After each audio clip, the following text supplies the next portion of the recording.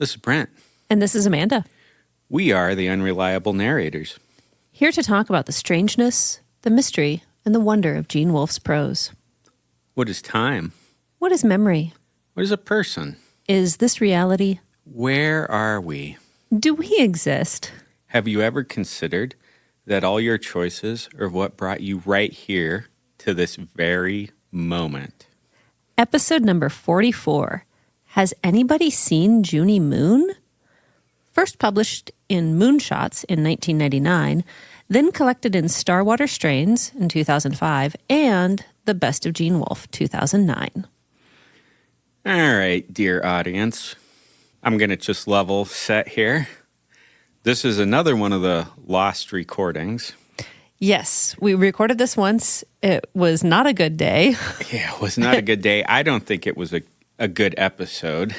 No, when we found out that the audio was botched, we were kind of okay with it because neither of us felt like we had the best conversation about this.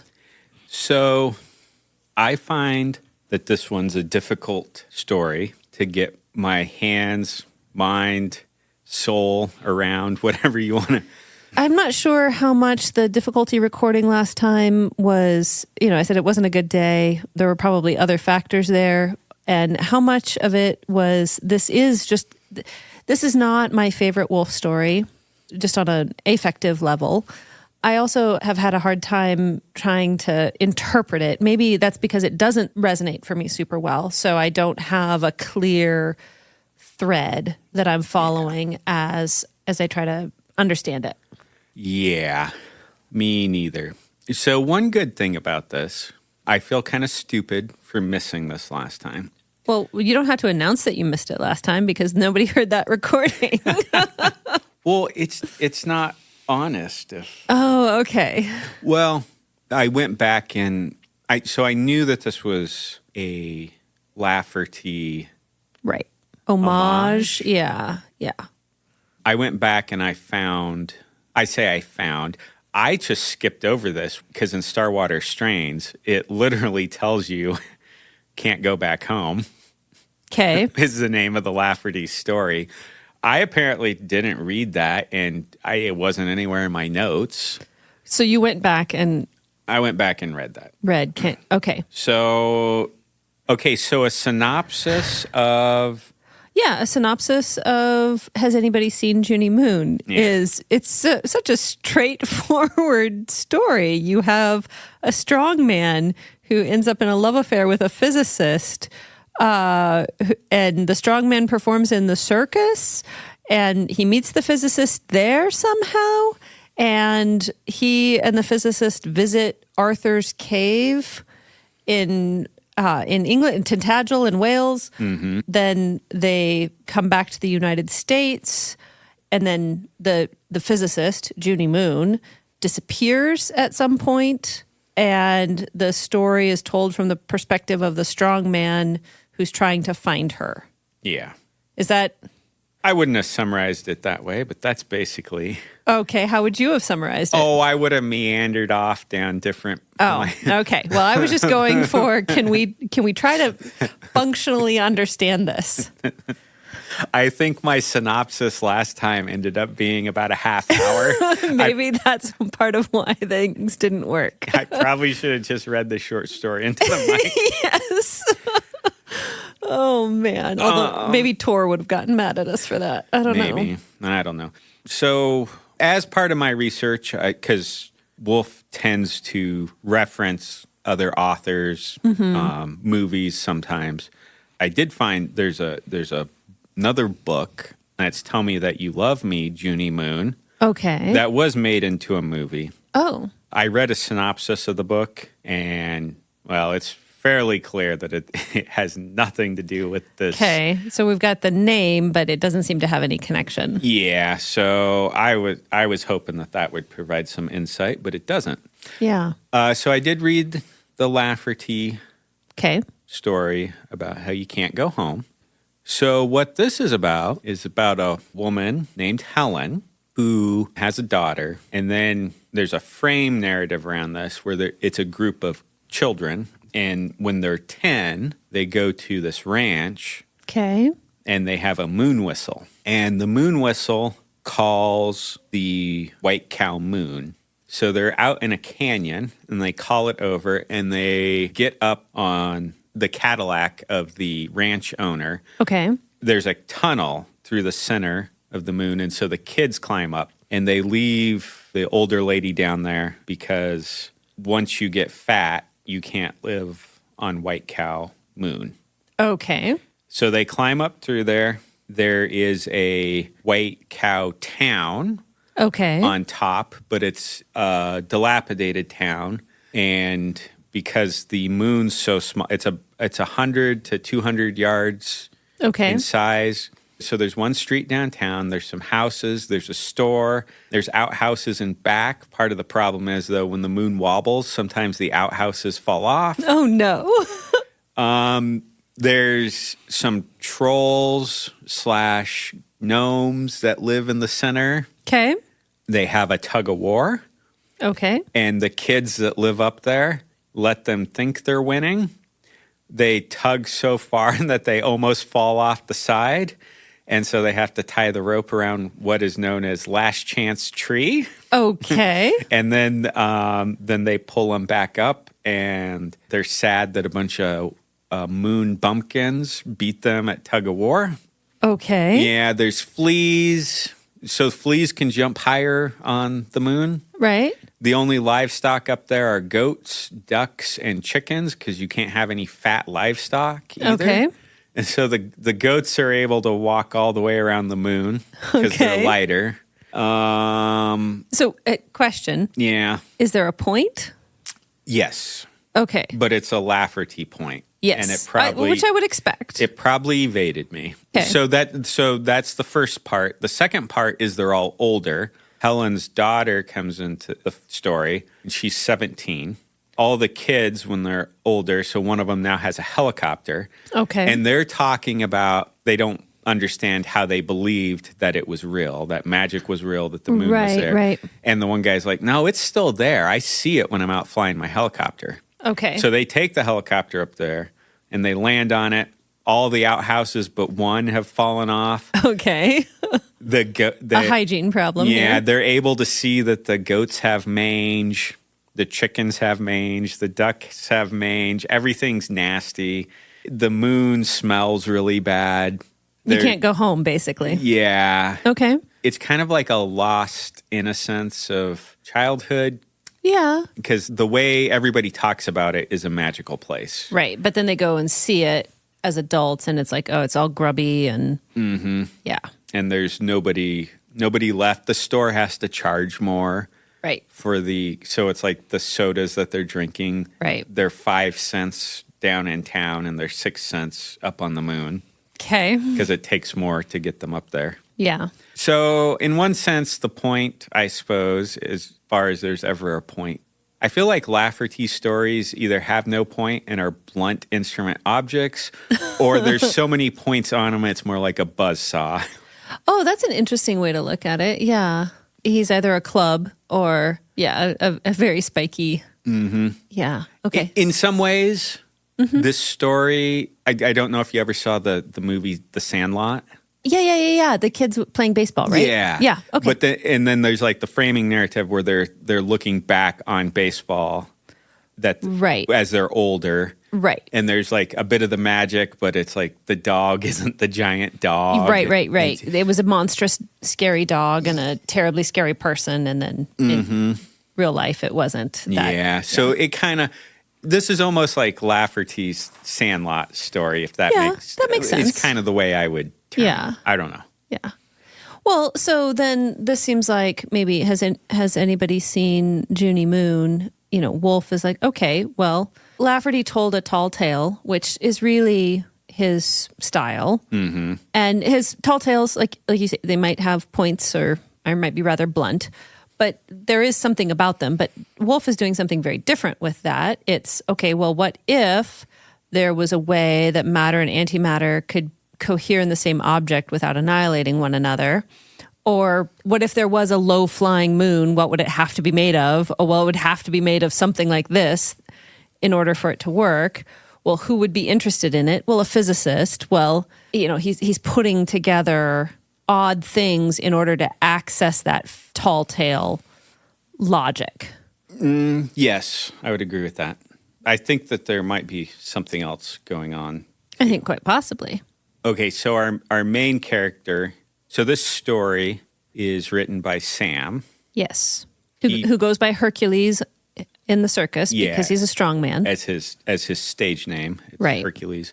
He's actually Sam Jr. Right. So he's Sam's son. Uh-huh. Samson. Yes. So he's a little dumb. A little. He's pretty dumb. Yeah. I mean, the narrative voice is definitely someone who does not understand things. Seems to know he doesn't fully understand things. Doesn't have any angst about it. Yeah.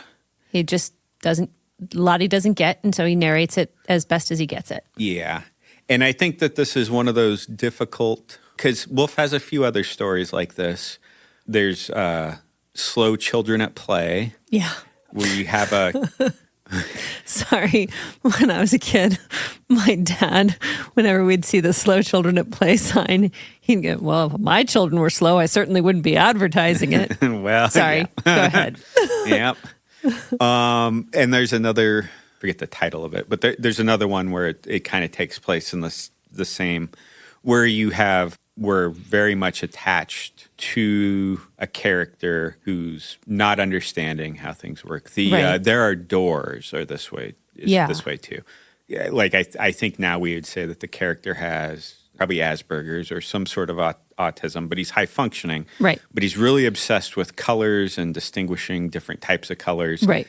To the point that he a lot of times he misses what's going on. Yeah. Yeah. He's not catching that when he's walking through the different doors and he's going back and forth between the fairyland and the real world. But he can tell you that, no, this is avocado green, not, and like, right. So it's just. So Samson, Sam, our main character. Yeah. It is a very constrained point of view. It is. Character. And he's writing this story. Right. Because literally he is looking for Junie Moon, and he's right. Now, how is he doing this? There's like a section in there where he's writing it on a computer. He says, this is my email address. It's not a valid email address. Right. It's a mangled website. www dot something at something dot. Yeah. Uh-huh. Yeah. He goes through and he starts telling the story. So he was over in England. He's a Texan. Yep. Junie's one of from those Oklahoma. Horrible Oklahomans. Right. But she's cute. So so he's attracted to her. Yes. He wants to get his hands on her is what he says. Yeah. She seems to be a short, round gal. Mm-hmm. So that was a bit of a touch point with the Lafferty story. Right. Because there's a whole section about how she wants to know if he can throw her. Right. So because he's the strong man and one of his feats is throwing heavy, like kettlebells, basically, is that can he toss her up in the air? Because she says she needs to get over this tall fence. And so can he toss her high enough for that? And he's excited about this possibility because that means he's going to get to hold her. And so he throws her up in the air and catches her. Yeah. And she gets scared. She is really scared. Uh-huh. She's scared. She cries, but then that gives an opportunity for him to hold her and to comfort her. Yeah. So one touch point there is it's to get over this fence, but he's able to break the lock on the fence. Right. And he also objects that he can't throw her over the fence because he's not on the other side to catch her. Yeah. And she's like, it doesn't matter. So a touch point with the Lafferty story is I'm wondering the reason there's no fat people on White Cow Moon is they have to crawl through that tunnel. Right. Now I'm wondering if she's thinking that maybe he can throw her up onto the... Right. I mean, that doesn't seem to me to appear in this story. It would only be connected through the Lafferty story. Yeah. I agree. I'm just trying to... Yeah. I'm trying to make some sense of this. Yeah. And I may just have it so muddled that by the time we're done... We're super confused. Yeah, so then she wants to go into this cave because she's trying to get a hold of Merlin, who is also Roy T. Laffer, who's, our Lafferty character. Mm-hmm. And so what she wants to get a hold of him because he has papers that will help her find the White Cow Moon. Yeah, so he's donated his papers to the college in Oklahoma, and she's gone through them all. Yeah. And he has information in there about it. So she's going to talk to Merlin because people come back. She seems to believe in reincarnation, and I don't know if it's that this world that the story set in, if people reincarnate, right, or if she does, or maybe if some people, maybe this is like a 4-lesson type thing where some people, if that's what you need, right, it's not really explained. And also, she does reassure Sam that people come back. She does, but he doesn't really have a lot of theological or philosophical leanings. No. He's just relieved to hear this because that means he'll get to see his dad again, but he doesn't explore the implications of what she's declaring. Yeah. We're only told this, and it's not tied together in any way. Yes. Oh, yeah. I forgot about the one mug thing. Oh, yeah. So there's this, greatest physicist since one mug, and he's like, but she said his name was German, and I can't remember what it was, but it means one mug. Well, it's Einstein. Uh-huh. That's a groaner. Oh, yeah. Mm-hmm. This Roy T. Laffer character, he has connections with the Native Americans from Oklahoma. Right. They have given him information about this moon. So a connection here is that the Osage Indians in the original story, when they're displaced and they go to Oklahoma, the moon follows them. Right. Now, there's a section in here where it's talking about how, sometimes the Indians will tell stories, and he's not sure if you're supposed to believe them or not. Right. I mean, there's an aspect of that kind of rings true to me, because I've spoke to a number of Native Americans over the years. One thing that comes up is that a lot of times when people want to know about Native American legends and stuff, what they'll say is that they're interested in their fairy tales, right? The things that a lot of anthropologists and folklore. What the natives will say is that from their perspective, these people that are inquiring, they're inquiring about the fairy tales, not the theology or philosophy. They want to know what they want is the story. Yeah, right. And I've heard that a number of times from these natives would be from different tribes. Right. There's a bit of that seems to play into here. Mm-hmm. It's there in the background. It's not a main thing. There's a few lines in the story. Right. So Junie Moon she's had training as a physicist, but because she's a woman, they don't take her seriously. Right. Even though she has a doctorate. Yes. Yeah. Yeah. They don't take her seriously. Yeah, she only gets to do secretarial work. Which, interestingly, I learned since the first time we attempted to record this, I read a biography of James Tiptree Jr., who is the pen name of Alice B. Sheldon. And she was an officer in the Women's Army Corps in World War II. She was recruited by the CIA after the war was over, went to work. She had done really interesting work during the war interpreting aerial photographs. Mm-hmm. But then when she ended up back at the CIA and they recruited her because of her war experience, they basically had her doing filing.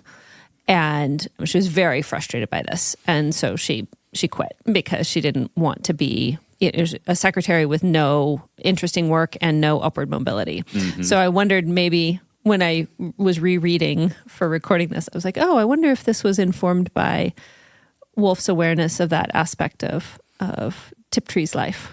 Yeah. I had that thought in the back of my mind too as we were rereading. We don't have really any time markers in here.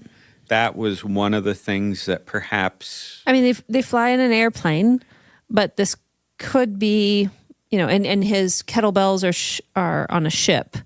So this feels like it could be any time between the 50s and the 2000s. So Yeah.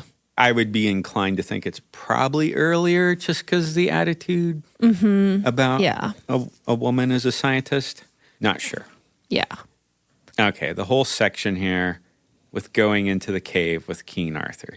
So Sam is jokingly called the Jolly Green Giant. Right. So we get a bit of... And he stays in the King Arthur inn, and he's in the Gowan room with Gowan and the Green Knight. Yeah. So there's that. Yeah. So this is where I don't know. We're talking about it, and I just get frustrated with the story because It's all one seamless. I know it's one seamless whole. We just talked about that last episode, but I can't follow these threads. And so there are interesting things, like there seems to be maybe a reference to the, T.H. White, Merlin ages backwards kind of thing. If Roy T. Laffer is part of Merlin or it is Merlin or was Merlin, that seems to be a connection. Okay, so Sam is staying in this inn. He's in the Gowan room. Sir Gawain and the Green Knight. There's a lot of interesting stuff there where Arthur is challenged to do something and Gawain volunteers to do it because, that's the honorable thing for him to do as Arthur's nephew. And then, he's got his year-long quest. I mean, I love the Arthur stories, very interested in them. Tintagel is an interesting place. The Merlin legends are interesting. You could have T.H. White's read on Merlin. You can have Mallory's read on Merlin, because Merlin gets locked basically under a stone by Nimue. You could connect a lot of these things. I feel like Sam, very limited in my perspective. Maybe it's because we're locked into his perspective as the narrator, but I maybe this is too much like a Lafferty tall tale for me to particularly enjoy it. I don't know. Could be. I do think that there's something with Samson under the stage name of Hercules. Okay. So depending on how you want to read it, there is speculation, scholarly speculation between, it's like, did the story of Samson influence the Hercules story? Hercules legends, yeah. Yeah, did some of Hercules get pulled in and it was added to the Samson story? There's a historic example there where these things are long enough in the past that we're not entirely sure. Right. And then we have a guy here who's essentially both characters. Right. And also maybe a little bit of the Green Knight from Gowan and the Green Knight. Yeah. So then if Lord Bertilac. There, I remembered his name. Okay, there we go. Yeah. So if we take Junie Moon serious, which I don't know if we can. Right. Okay, so if we take her serious that people come back. Right. So maybe we have the same guy who's going. Right, who's been reincarnated into these different characters. Yeah. Yeah. So if we have Samson, we have Delilah. Right. And Junie Moon doesn't come across very... we can see that Sam is very much infatuated with her. Yes, but she doesn't come across as an impressive or trustworthy character. No. She seems to be telling him just enough to keep him hooked in, and the fact that he doesn't understand what's going on, like when you get to the part of the story where the feds are knocking on the door and he's blaming himself for talking about the moon on the airplane. But it seems like she's the one that initiated the breaking and entering, and she's doing something and looking for something, and the encounter with the feds, and then she just disappears. But his assumption is that the feds took her, but it also seems like she was, I don't know, carrying on some kind of, she was keeping secrets from him. Yeah. What those secrets were is very unclear. So if we go back to the White Cow Moon. Yes. Roy T. Laffer, he had been there up to the White Cow Moon, and he brought some rocks back. Right. Now, this happens in the You Can't Go Home story. Right. because but it's referenced here that he took them to, and they were put them on the scale, and they didn't weigh it didn't weigh too much, kind of thing. yeah. In the You Can't Go Home, Helen, her first husband dies. Okay. And so she's getting remarried, and she brings the rocks and the bones back to other people. Okay. To the rest of the friends, because she's like, well, we shouldn't have these weird things hanging around the house. So here it's Roy T. Laffer, and he brings it back. And so he gives the rock that's evidence he'd been up there as a kid to use in a science fair project. Right. And the teacher throws it away. It's in the dumpster. Right. And when he goes to retrieve it, it's not there. And he's like, oh, the wind must have blown it away. Yeah. So there's some photos, but they're not very conclusive. Right. And then there's a whole story about the ravines and valleys on Earth. Right. Are there. They're there, so the moon, it's where the moon goes. Moon's going to pass through. Yeah. The reason that's a pass is because the moon passes through it. Yeah.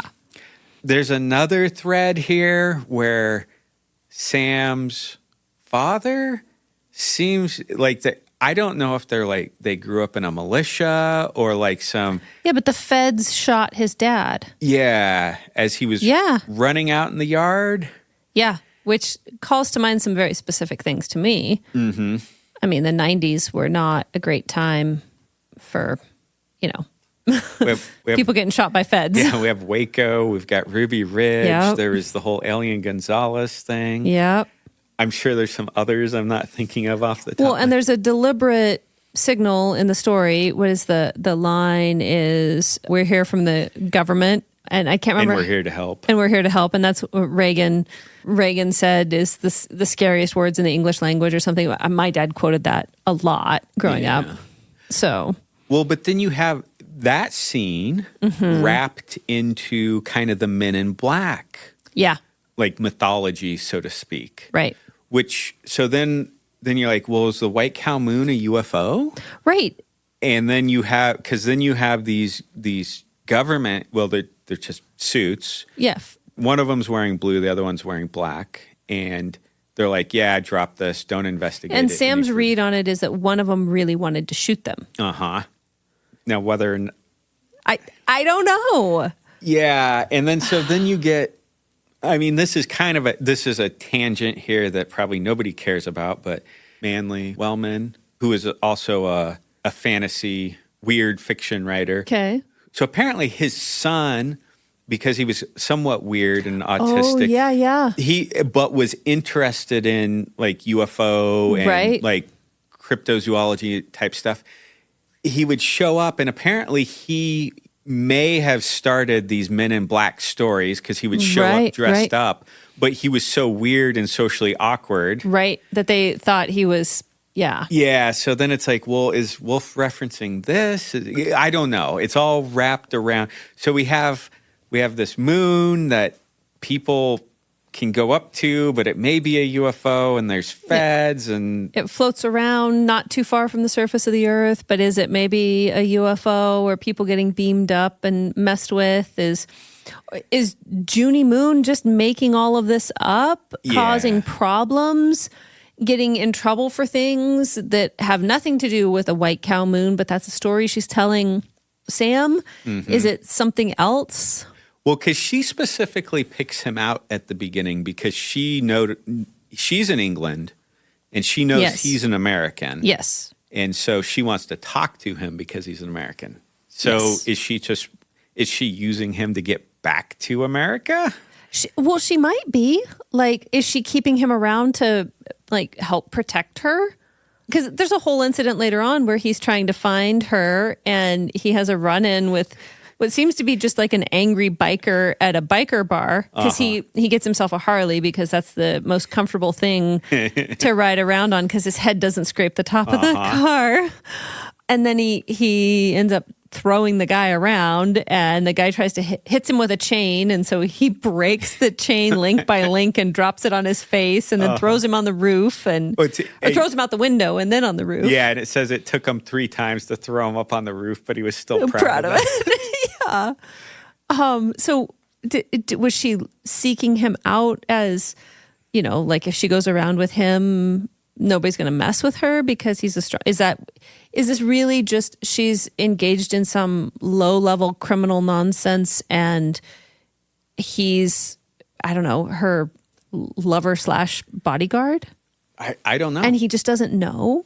Well, and so I felt like that was the Lafferty story, You Can't Go Home, maybe added a bit of a lens to, because it's broken up into two sections. There's the section when they're kids. Right. There's the section when they're adults. Right. So they get the perspective that shows them, oh, this is not as nice as you think it is. Yeah, but they also don't, the magic's not there. Right. Is one of the things that keeps coming back.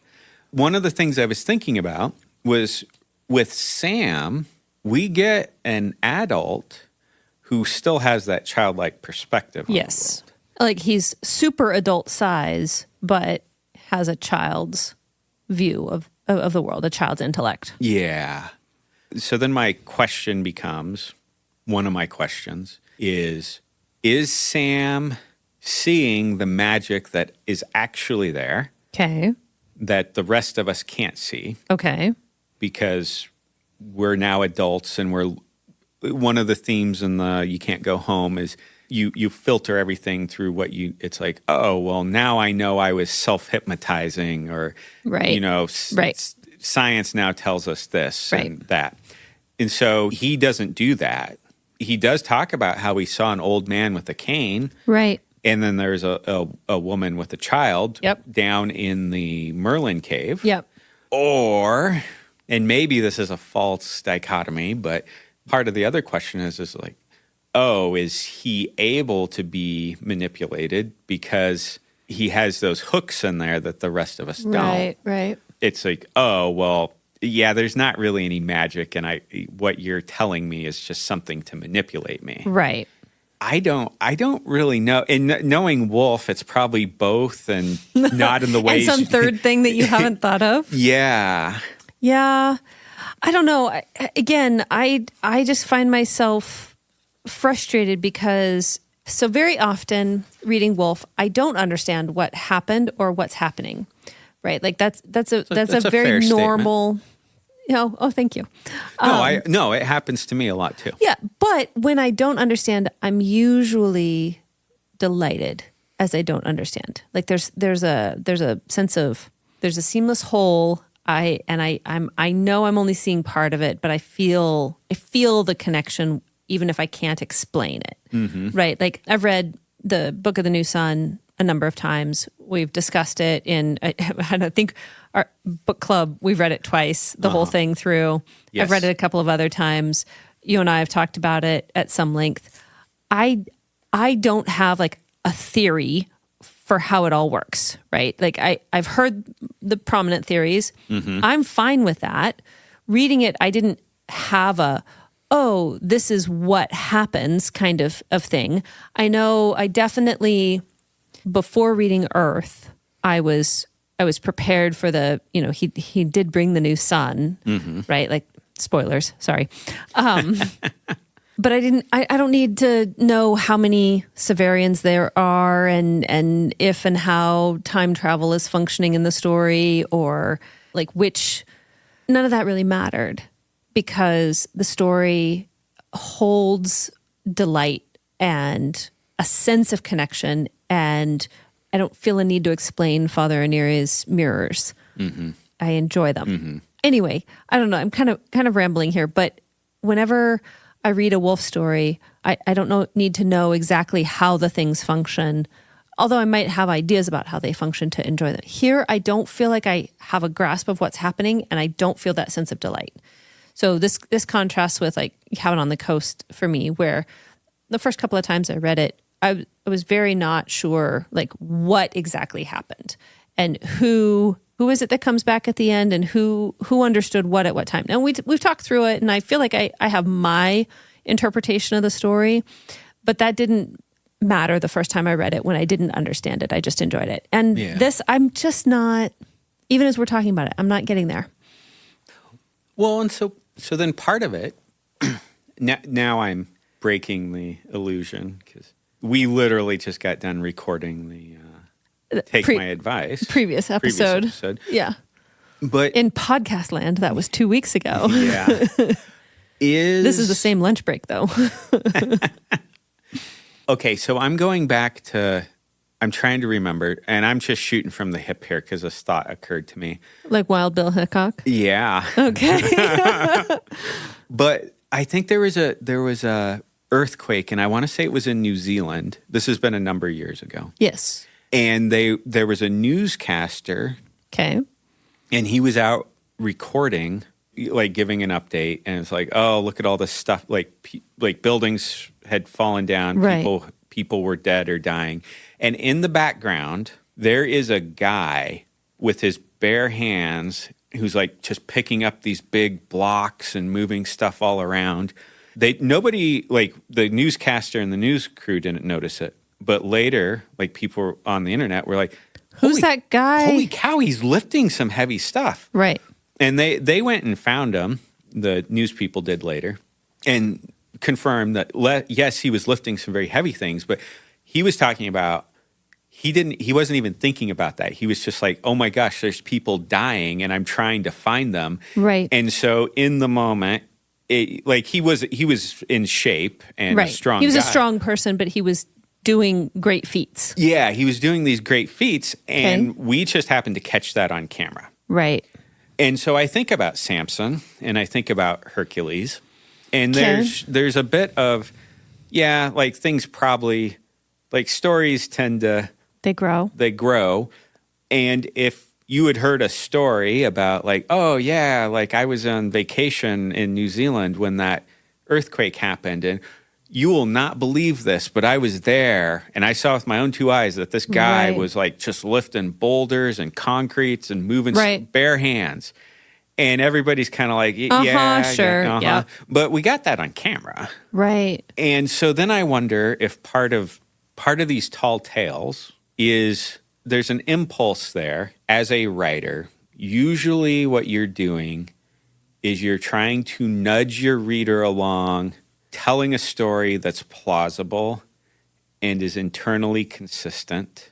And so you're usually, for lack of a better term here, it's like if you need something to happen, you're usually front-loading it with the Chekhov's gun type thing where it's like, if this needs to happen... We're foreshadowing. Yeah, like you got the foreshadowing. But if God's creation is one seamless whole, and the tall tale is part of this, like in one sense, the tall tale is almost like a miracle or a wonder, right? Where you're almost doing the opposite. You're not trying to nudge people along and be like, well, here's the internal consistency. You're kind of telling things in such a way that you're pushing the boundary of belief because what you're trying to do is the opposite. It's like, how far can you spin this tale and keep people listening? Right. And so I'm almost wondering if maybe what Wolfe's saying is a miracle is like the tall tale. That it's breaking your immersion. And how much can I break your immersion and still keep you going? Yeah. Okay. So there's I'm kind of just coming up with something. So this may not land. But if you're a fish in a pond. Yes. And you're doing your fish thing. Right. Peeing in the water. Well, yeah. Fish are gross. Yes. And so say there's a kid who's skipping rocks. Yeah. And a rock comes skipping along, and then it loses the surface tension, and then it drops right there in front of you, and you're like, you go and get the other fish, and you're like, that rock fell from the sky. But they're all looking at it after it's fallen. Like it's on the rocks bed. Rocks are all over the bottom of a lake or a pond. Right. And so then you kind of like, how far can you push it? Like it's not, if you have Jesus walking on water. Right. It's like, well, does any of this break? It's like, well, it doesn't really break because it's all part of the whole. Right. Like, and we kind of need something. We need the opposite of the thing that lulls us into, oh, this is all internally consistent. We need something that's different than like I can measure the force of my arms, right? Like I know what I can lift because I go to the gym and I the weights I lift are marked, and I know exactly how much I can lift, and there has to be something counterbalancing that reality, which is that one guy, he could fling boulders because there was human life at stake. Yeah. Like that, those two realities have to exist in tension. Yeah.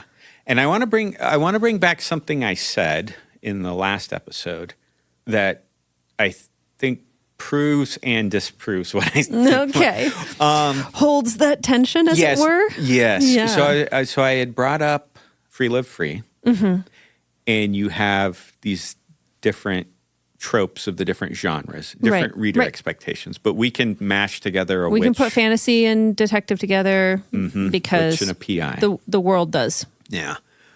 So Wolfe can do that, and he does it very well. Here we have an example of Wolfe doing it, and I don't want to say it's not done well. I don't understand it. Right. And it feels clunky to me. Okay. But seeing the other stuff that he's done, Right. like I'm like, okay, if Wolfe wanted to put together a Men in Black with a King Arthur story, with a, biker, like the Hell's Angel of Bakersfield type. Right, and a circus strongman and a woman physicist. He could, and you would read that, and you would totally forget that all those weird things were going on, and you're like, wow, this is great. But here, we don't get that. It's like, it feels clunky. Okay, well, now I feel like, okay, maybe I like the story now. Oh, wow. No. Okay, live reaction. Well, okay. So when I don't understand a miracle, or when I am just hypothetically and with no actual real world context, I'm hurt or frustrated by the incongruity of my life, or by, well, why does it have to be this way? Or this doesn't make sense. This is a lament I've had many times. It just doesn't make sense. It doesn't. I don't understand how I could do X, Y, and Z, and yet A, B, and C is the result. Those things don't go together. I'm Sam. I'm not as strong as Sam. My lower back kind of hurts right now. I don't think I can throw anything 15 feet in the air. Maybe a tennis ball. But I'm Sam. I don't. Okay, you tell me, and I'm gonna do the best I can, and I'm gonna ask where Junie Moon is, because I like Junie Moon, and she's nice to hold. And this is Sam talking, but that incongruity is, I need to be thrown into this perspective, because this is where I'm frustrated with reality for not being what I want it to be, which is explicable and satisfying to me. Yeah. Okay. Well, here we are. Well, and then, like, if I put another layer on top, because it's God's creation, and He's the one that wove all this together. Right. He's the woman in the house weaving the tunic. Mm-hmm. Okay. In the Bible, God often takes feminine roles. Oh, yeah. So I'm down with this. Yeah. And so then we're the one that doesn't understand like the complexity and the wonder and the breadth and the scope of all this.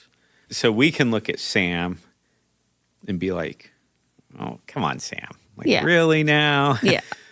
Also, we're puzzling over Sam's interpretation of things.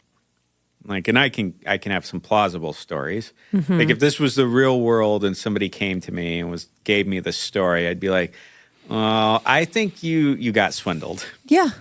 I don't know what Junie Moon ran off with, but she ran off with something. Yeah. Yeah. Where it's a story, I'm more willing to entertain non-criminal like interpretations. Right. But then you just kind of wonder, we get a little bit of this in The Wizard Knight, where it's like the Valfather understands more, but then Michael understands more than the Valfather. Yeah. So they may be looking at us like, but Michael's probably looking at the Valfather like, oh, come on, child. Yeah. And yet we look up and we see them way up there, and it's like, oh, wow, look at how much they understand. And yeah. so I don't know. And I'm kind of grasping at things. So we get to the end because he has the Harley. Right. He lifts the Harley over. Which is insane. Yeah. A Harley is not liftable. He very gently lifts it over. Yes, lifts it over a fence. Because he has a lead that there was to where the car was. Yeah, the car that matched the description that Right. Junie Moon had was out in a field. He gets out there, and there's a like a farmer, ranch hand comes by, rancher, and you can kind of tell from the interaction. He's like, hey, what you shouldn't be out here, but what are you doing? You can tell as a reader, we know he's scared of Sam, but Sam's just asking questions, and he tells him, yeah, that car was out here, but somebody came. Right, with a truck and took it away. Yeah, took it away. So then I was wondering, in the You Can't Go Home story, the kids climb on top of a car, a car to get up to right. the White Cow Moon. So then I'm like, okay, is this left ambiguous? Like, did she get home? Or like, was this a getaway car that was abandoned and she went somewhere else? And I think maybe part of it is that even if you see if you're like my hypothetical fish in the pond. Right, seeing that rock drop down. After 10 years, you may start telling yourself a story. It's like, well, that rock grows moss just like all the other rocks. Right. It looks like it didn't come from the sky. Yeah, I must have been telling myself a story. It wasn't a giant that threw it and it floated across the pond and then sank suddenly. Oh, yeah, well, that makes it sound way more interesting than what I... Well, right, like... Yeah. Yeah, I was hallucinating. I dreamed that. Mm-hmm. Swamp gas refracted. Sorry. Well, this comes back to the C.S. Lewis where he says the one guy that he knew who'd actually seen a ghost didn't believe in ghosts. Yeah. And so it's like, even when you have those experiences, you can talk yourself out of it. Right. And say, oh, no, that's not what happened. And vice versa. You can talk yourself into a lot of things. Yeah. You can talk yourself into hearing things. You can talk yourself into seeing things. And people do. Mm-hmm. In mundane as well as complex ways. So, yeah. Yeah, so Sam ends this all. It's a plea. Yeah. He's asking, has anybody seen her? This is my story. This is what's happened. This is where I've been. And he ends it. After that, I would look through the pieces and find Junie Moon. Or if I did not find her, I would go up on the White Cow Moon by myself like Roy T. Laffer did and find her up there. Mm-hmm. So he's just wanting... He wants Junie Moon back. Yeah. And this is all... Yeah. So I don't know if he's newspaper, blog post... Right. Whatever this is, he's looking for her. Mm-hmm.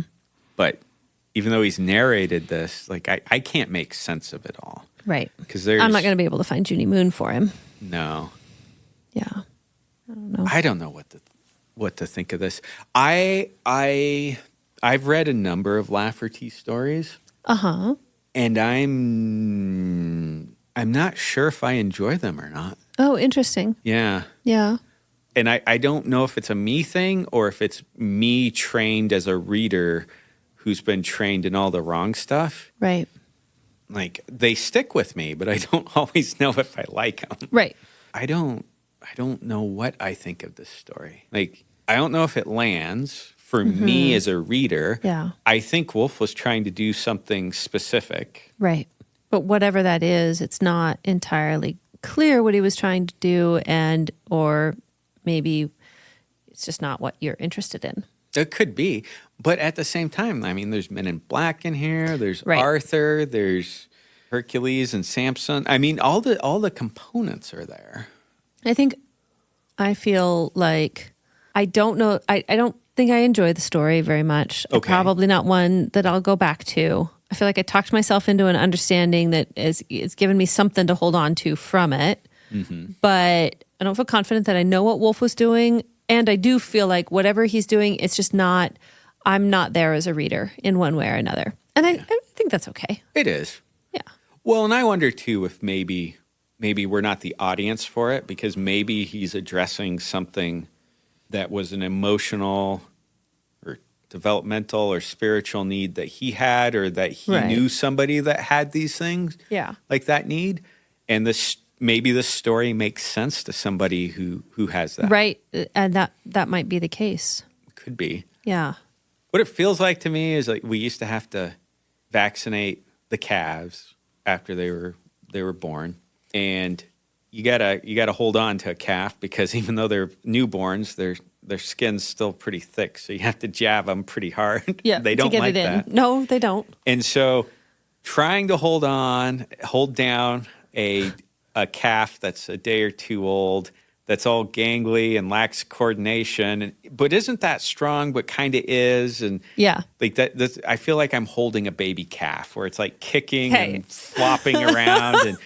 You're just like, no, this is for your own good. It's like, I'm trying to help. And it's like half the time you get kicked or something. And it just if that's what the story feels like to me. I'm trying to pin it down, but I can't pin it down. Right. And if it was. So the white cow moon, we're vaccinating baby calves in here. Yeah. Well, if this was another writer, if you erased Wolfe's name off here and just wrote in made up an author, I don't think I would spend the time wrestling with this. But Wolfe's earned that. He has. Yeah. Yeah. I think that's fair. I bounced off this pretty hard, and if it wasn't Wolfe, I wouldn't have come back to it. Or if this was the first thing I'd read of Wolfe's, I wouldn't have been impressed by it. Mm-hmm. But Wolfe's earned the attention. And I mean, this gets collected in the Best of Gene Wolfe. I didn't realize that. You were right. Yeah. So there's something there. Like, I don't know what it is I'm missing, and maybe it's other writers, his editors, saw something in it. Maybe it was hitting a particular moment when it was published. Maybe, I don't know, maybe there's something we're missing, but. It's true. Maybe this is a piece of the 90s. It very well could be. Which we remember, but we were teenagers, so yeah. I'm glad I read it. So well, I'm never sorry to give attention to Wolfe. Like I said, I bounced off it pretty hard, but I think that's pretty clear from this whole episode. Yeah. But it's like it's still worth working at. Mm-hmm. So no, I have a feeling this might be one that we come back to in a couple years, some later date with some other understanding. Yeah. Yeah. Maybe after I've read some more Lafferty or I don't know. Maybe I need more life experience. Could be. We're getting older, but not that old. Yeah. Okay. Any other thoughts? No, I think I've confused listeners enough by my ramblings. I should probably just be quiet. Okay. Well, in that case, the unreliable narrators are Amanda Patchen and Brent Towle. And as Gene Wolfe said, I found I could not say what it was I understood, that it was in fact on the level of meaning above language, a level we like to believe scarcely exists, though if it were not for the constant discipline we have learned to exercise upon our thoughts, they would always be climbing to it unaware.